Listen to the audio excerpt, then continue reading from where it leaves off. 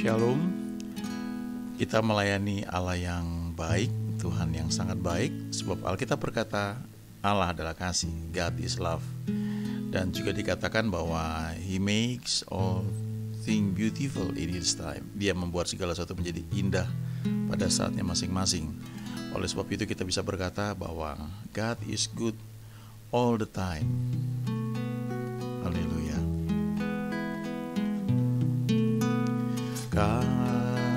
Kasih pasti lemah lembut, kasih pasti memaafkan, kasih pasti murah hati, kasih-Mu Tuhan. Ajarilah kami ini saling mengasihi, ajarilah kami ini saling mengampuni, ajarilah kami ini kasih-Mu ya Tuhan, kasih-Mu kudus tiada batasnya. Ajarilah kami ini saling mengasihi, ajarilah kami ini saling mengampuni, ajarilah kami ini kasih-Mu ya Tuhan, kasih-Mu kudus tiada batasnya.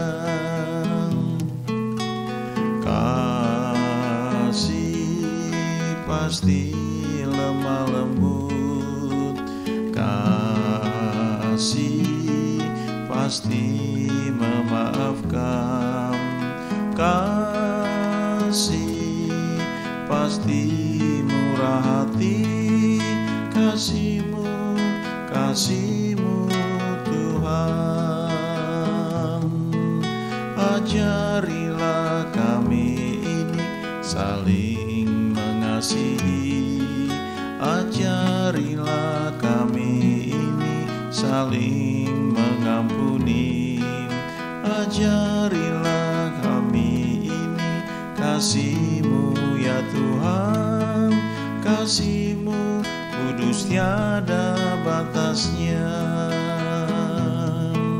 Ajarilah kami ini saling mengasihi, ajarilah kami ini saling mengampuni, ajarilah kami ini kasih-Mu ya Tuhan, kasih-Mu kudus tiada batasnya.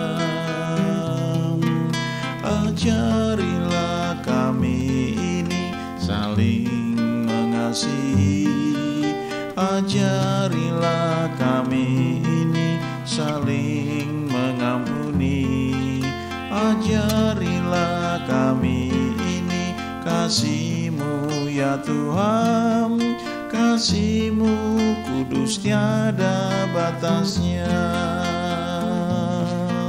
Kasih-Mu kudus tiada batasnya, kasih-Mu kudus tiada batasnya. Lagu ini sudah cukup lama, kata-katanya sederhana, tapi punya arti yang sangat dalam. Ya, dikatakan di sini, ajarilah kami ini saling mengasihi, dan itu salah satu yang Yesus katakan ya di Injil Yohanes. Kalau kamu saling mengasihi, maka dunia akan tahu bahwa kamu adalah murid-muridku. Lalu dikatakan juga, ajarilah kami ini saling mengampuni. Nah, ini semua soal keputusan, dan ini berdampak pada kondisi hati. Lalu kalau hati kita itu memang penuh dengan kasih, ya, kita mengasihi, kita mengampuni, itu juga akan keluar dalam bentuk perkataan. Ya, perkataan kita tuh spiritnya itu akan beda. Tidak ada kata-kata yang pedas, tajam, ya, kata-kata yang lahir dari hati yang kecewa, hati yang luka, hati yang tidak mengampuni, hati yang mungkin pernah mengalami sesuatu sehingga menjadi pahit, ya, seperti Musa ketika dikatakan dia punya hati yang lembut, tapi karena orang Israel berkali-kali berontak dan Musa itu menjadi intercessor, ya, perantara, pendoa syafaat bagi bangsanya, bagi orang Israel. Dia berdoa kepada Tuhan sehingga bangsa Israel itu berkali-kali diampuni, ya. Tapi ada satu kondisi dikatakan di kitab Mazmur bahwa orang Israel itu memahitkan hati Musa sehingga dia teledor dengan kata-katanya. Jadi yang dari hati itu meluap lewat perkataan, dan akibatnya untuk posisi Musa yang sudah cukup tinggi, perkataan yang teledor itu ternyata menjadi satu celah dan dia akhirnya nggak bisa masuk ke tanah perjanjian. Di kitab Amsal ada banyak sekali hal-hal praktis yang bicara mengenai hati dan mengenai perkataan atau lidah atau mulut. Salah satunya misalnya Amsal 11 ayat 11, ya. Berkat orang jujur memperkembangkan kota, ya. Jadi kalau orang-orang yang benar, ya, dia jujur, pengusaha jujur, ya, bayar pajak dengan benar, lalu sistem pemerintahan yang ada juga jujur semuanya, maka kota itu akan berkembang. Tetapi mulut orang fasik meruntuhkannya. Apa tuh mulut orang fasiknya? Mulut yang jahat, mulut yang menyebarkan gosip, menyebarkan hoax, itu bisa meruntuhkan apa yang sudah dibangun dengan baik. Lalu Amsal 11 ayat 9, dengan mulutnya orang fasik membinasakan sesama manusia. Jadi orang fasik itu orang yang tidak kenal Tuhan, ya, jadi orang jahat. Dengan mulutnya itu membinasakan sesama manusia. Jadi perkataan kita ini ternyata bahaya sekali, ya, kalau kita nggak hati-hati. Kita bisa menyebarkan berita yang bohong, yang salah, yang hoax, yang bisa memperkeruh suasana atau memancing pertikaian dan membuat bisa menimbulkan kerusuhan. Itu karena perkataan, ya, perkataan yang tidak baik, perkataan orang fasik. Lalu dikatakan, tetapi orang benar diselamatkan oleh pengetahuan. Jadi kita perlu jaga perkataan kita, ya, kita perlu hati-hati supaya kita tidak menjadi orang yang dikatakan memiliki mulut orang fasik, ya. Kita nggak seperti itu. Tapi kan kita nggak bisa kontrol orang lain punya kehendak bebas. Kadang-kadang kita mungkin mengalami menjadi korban dari mulut orang fasik, ya, menjadi serangan atau menjadi sasaran daripada mulut orang fasik. Tapi Alkitab berkata orang benar diselamatkan oleh pengetahuan. Jadi artinya kalau kita berada di suatu situasi, di lingkungan yang banyak sekali perkataan negatif atau banyak hoax atau banyak perkataan-perkataan yang tidak membangun, maka kita sebagai orang benar yang dibenarkan oleh karena percaya pada Tuhan Yesus, kita itu bisa lolos dari serangan-serangan perkataan negatif atau dampak dari perkataan negatif atau hoax itu lewat pengetahuan, lewat pengenalan akan Tuhan. Ya, salah satu hal praktis, ya, berhenti membaca, mendengar berita-berita negatif. Walaupun barangkali itu fakta. Kadang-kadang satu fakta memang itu sesuatu yang benar terjadi. Tapi cara pandang, cara menyampaikan, spirit dari kalimat yang disampaikan itu bisa beda sekali. Gelas misalnya, ya, gelas terisi 1/4 air, ya. Orang yang negatif akan berkata, wah, tinggal 1/4 airnya, dikit lagi habis. Tapi kalau orang yang positif berkata, oh, sudah 1/4 terisi, kita bisa tambah terus, nanti bisa lebih banyak lagi airnya. Atau, oh, masih ada 1/4, ini airnya masih cukup. Ya, itu cara pandang, itu cara berkata-kata terhadap situasi yang sama. Nah, kita perlu belajar untuk menghindari dari lingkungan perkataan-perkataan yang negatif, ya. Kadang-kadang kita mendapatkan mungkin dari satu grup WhatsApp, ya, satu berita yang tidak baik, ya tidak harus kita teruskan ya. Buat apa ya? Kita perlu pikirkan. Jangan kita menjadi alat untuk menyebarkan hal-hal yang mungkin hoax, atau mungkin bukan hoax tapi itu nggak berguna buat kita ya. Apalagi memancing perdebatan, nggak ada gunanya ya. Kita perlu tinggalkan hal-hal seperti itu. Di sisi lain kita juga bisa belajar kalau mungkin kita menjadi sasaran dari hoax atau sasaran dari perkataan negatif atau perkataan-perkataan tidak membangun. Kita perlu belajar memegang firman Tuhan. Ada banyak hal yang bisa kita pelajari lewat firman Tuhan sehingga kita bisa lolos dari jerat-jerat yang mungkin timbul akibat perkataan-perkataan negatif. Nah, kemudian di Hosea 4 ayat 6 dikatakan umatku binasa karena tidak mengenal Allah. Ini kata yang sama dalam bahasa Inggris itu, my people are destroyed for lack of knowledge. Umatku binasa karena kurang pengetahuan. Ya, kurang kenal Tuhan, kurang bijak, kurang memiliki hikmat. Ya, jadi tentu kita perlu belajar untuk mengenal Tuhan senantiasa supaya kita bisa lolos dari setiap jerat yang mungkin tanpa sadar itu sedang ada di sekitar kita. Nah, ada yang lebih dalam lagi, kita perlu meningkat ya. Kita tidak hanya menghindari perkataan yang negatif, tapi Amsal 25 ayat 11 berkata, perkataan yang diucapkan tepat pada waktunya adalah seperti buah apel emas di pinggan perak. Ya. Nah, ini ada satu hal yang baik ya. Bagaimana kita harus belajar menyampaikan sesuatu pada waktu yang tepat ya. Nah, ini perlu belajar penguasaan diri, tentu perlu belajar mengizinkan Roh Kudus penuntun kita sehingga setiap perkataan yang kita sampaikan itu pas ya. Pas dibutuhkan ya.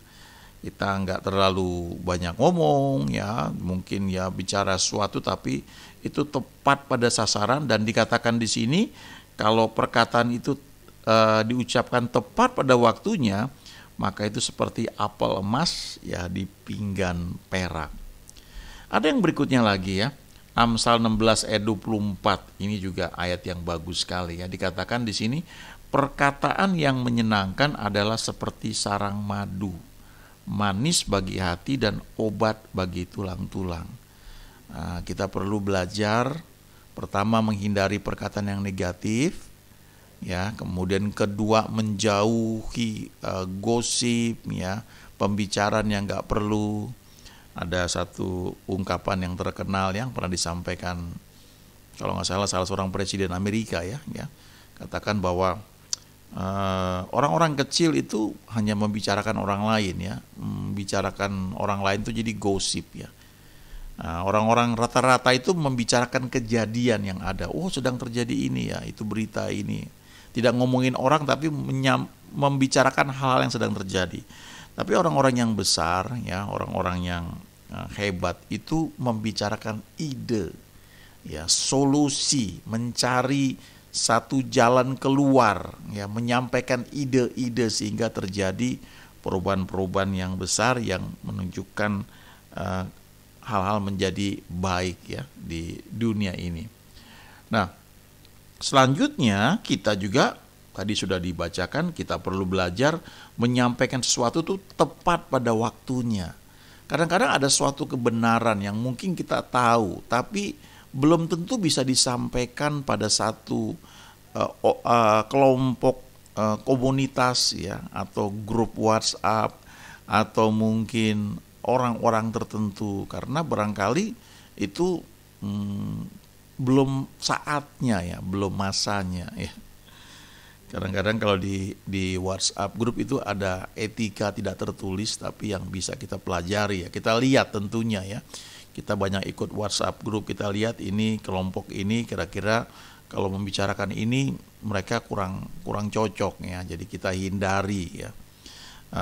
Tapi juga misalnya kita mau menyampaikan sesuatu yang kita tahu ini tepat, tapi di grup itu saat ini sedang memberikan misalnya ucapan selamat ulang tahun ya kepada teman-teman yang ada di situ ya. Jadi semua saling menyampaikan selamat ulang tahun. Nah, kita mungkin perlu menahan diri menyampaikan sesuatu yang beda dari topik yang sedang hangat saat itu. Ya, itu kadang-kadang perlu hikmat ya. Jadi kita menahan diri, nanti sudah lewat kosong lama ya. Dardah baru kita sampaikan sesuatu yang mungkin berguna. Itu menyangkut perkataan yang tepat pada waktunya. Tapi tidak berhenti di situ, kita pun perlu belajar menyampaikan perkataan yang menyenangkan, perkataan yang manis ya. Ada satu ayat lagi di Amsal yang mengatakan bahwa orang yang mencintai kesucian hati dan manis bicaranya menjadi sahabat raja ya. Jadi manis bicaranya itu artinya cara menyampaikannya itu baik, bagus ya. Kalau Bapak, Ibu atau teman-teman jadi sekretaris ya, maka salah satu yang perlu dipelajari adalah cara menyampaikan ya, cara bicara, cara menyampaikan sesuatu kepada bos, kepada atasan, cara menyampaikan kepada orang yang sedang bertamu ya, mau ketemu dengan atasan, mau ketemu dengan bos kita, cara ngomongnya itu perlu bijak ya. Ada perkataan yang menyenangkan. Dikatakan di situ kalau perkataan yang menyenangkan itu seperti sarang madu ya, manis bagi hati dan obat bagi tulang-tulang ya. Kita perlu belajar untuk mengatakan sesuatu itu tidak dengan ketus ya, tidak dengan spirit yang menjatuhkan ya. Menarik sekali ya, saya suka banyak baca buku ya. Salah satu yang buku saya baca itu adalah tulisan-tulisan dari Kenneth Hagin. Kenneth Hagin ini terkenal mengajarkan mengenai iman ya. Banyak sekali, dan dalam kehidupannya memang orang ini dipanggil oleh Tuhan untuk mengajarkan tentang iman, mengajarkan tentang healing, kesembuhan. Dia sudah bersama Tuhan ya, udah hampir 20 tahun yang lalu ya, tahun 2003 dia meninggal ya, pada usia yang sudah cukup lanjut ya, usia masuk ke tahun 87 dan tidak sakit. Sekian puluh tahun dia hidup dalam kesehatan ilahi. Nah, jadi ketika saya melihat ada orang yang membuat quote ya, kutipan-kutipan dari Kenneth Hagin, biasanya soal iman, soal healing, kesembuhan. Tapi satu ketika saya baca kutipan Kenneth Hagin yang saya tulis di sini, sesuatu yang beda, dan itu menarik sekali ya. Dia bilang begini, how little wives may realize that a biting, singing word in the morning will rob a husband of efficiency the whole day long. Ya. Betapa sedikit ya para istri yang menyadari bahwa ucapan-ucapan yang tajam, yang menggigit, yang menyengat ya pada pagi hari itu bisa merampas efisiensi tugas pekerjaan dari suaminya itu sepanjang hari itu. Jadi dia bilang gak banyak para istri menyadari hal ini, bahwa ucapan perkataan yang tajam di pagi hari, ucapan atau perkataan yang menyengat ya, yang ketus di pagi hari, itu akan membuat suaminya itu gak efektif ya, gak efisien dalam pekerjaannya sepanjang hari itu. But a loving, tender, beautiful word, a little prayer word will fill him with music and will lead him into victory. Tetapi perkataan yang penuh kasih, yang lembut, perkataan yang indah, bahkan merupakan satu doa sederhana, akan mengisi hidup suaminya itu, hari suaminya itu ya, sepanjang hari itu dengan musik, dan akan mengarahkan, memimpin suaminya itu ke dalam kemenangan ya. Wow, ini luar biasa ya. Dan yang nulis itu Kenneth Hagin. Kenneth Hagin ini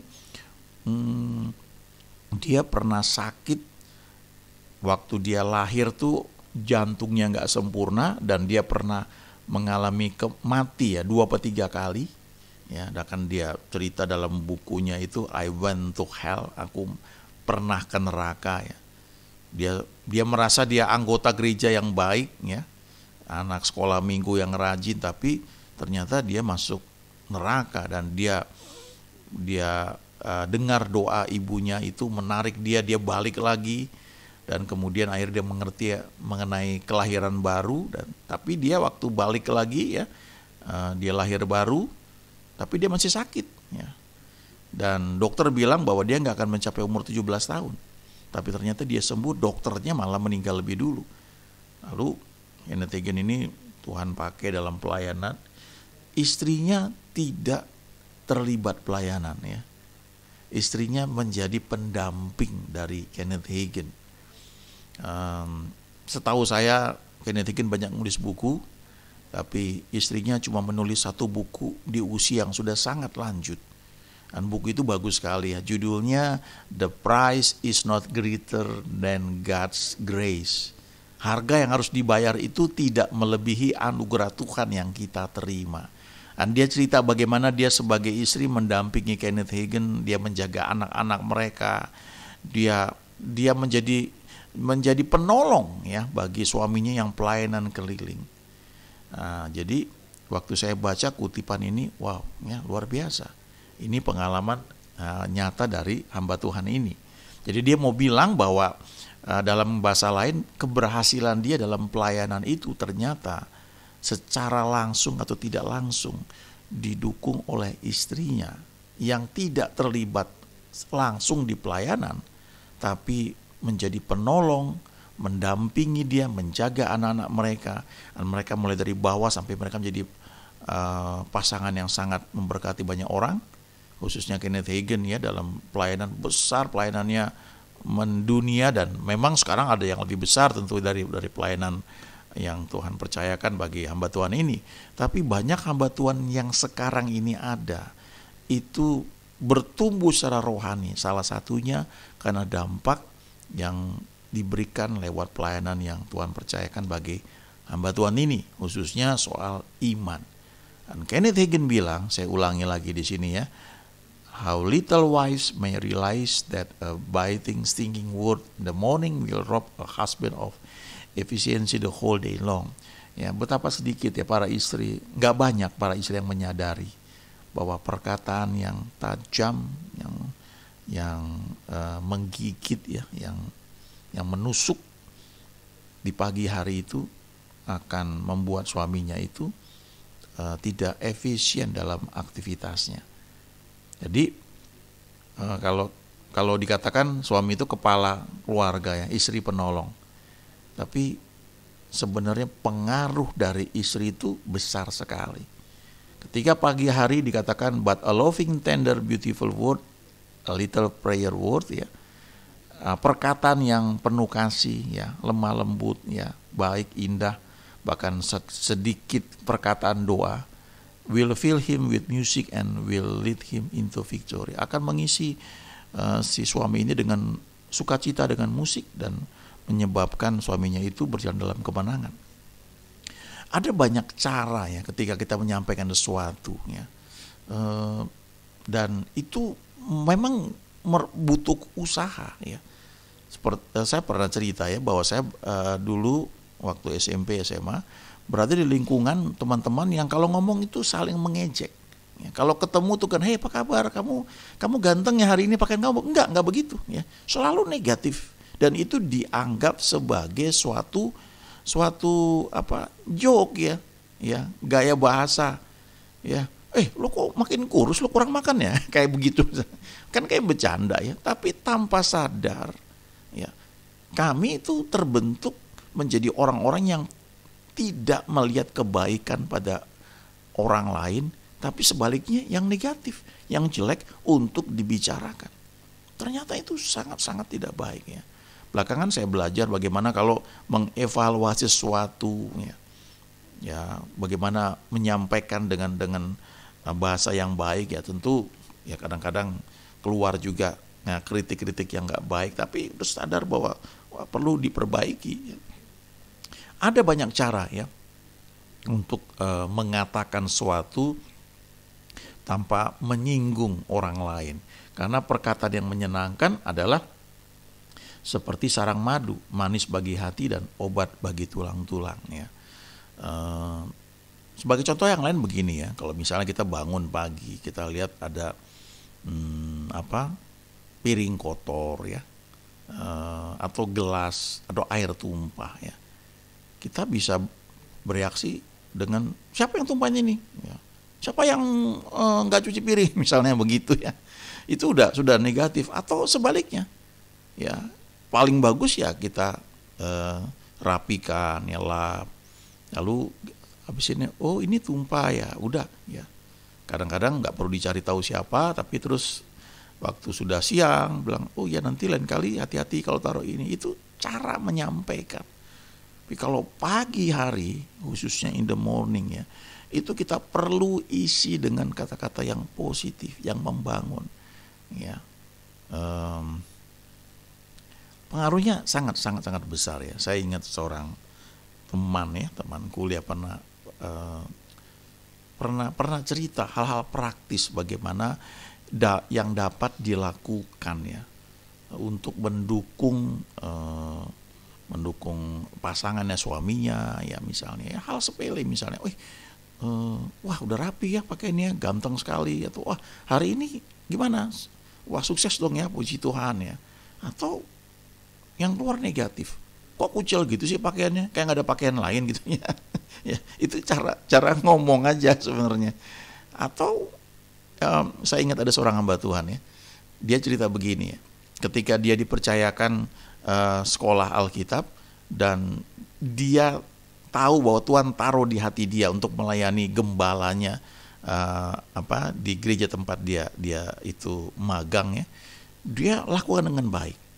Dan dia bilang kalau gembalanya itu tampil ke mimbar dan dia lihat sepatunya mengkilat, dia tahu, dia bangga karena dia yang Tuhan taruh di hatinya untuk bahkan menyikat sepatu gembalanya ya. Wah, saya pikir luar biasa sekali ya.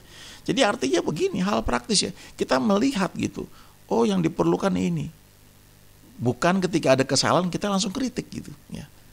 Ada dua cara kita lihat, misalnya pakaiannya salah, nggak matching ya, kita bisa bilang kok nggak matching, itu kayak nggak ada pakaian lain aja, nggak bagus tuh, nggak cocok, itu nggak bagus. Atau kita bisa bilang bagusnya kamu pakai baju ini gitu. Atau kita nggak bilang begitu, kita bilang ini ada yang lain warnanya cerah gimana gitu. Itu cara menyampaikan.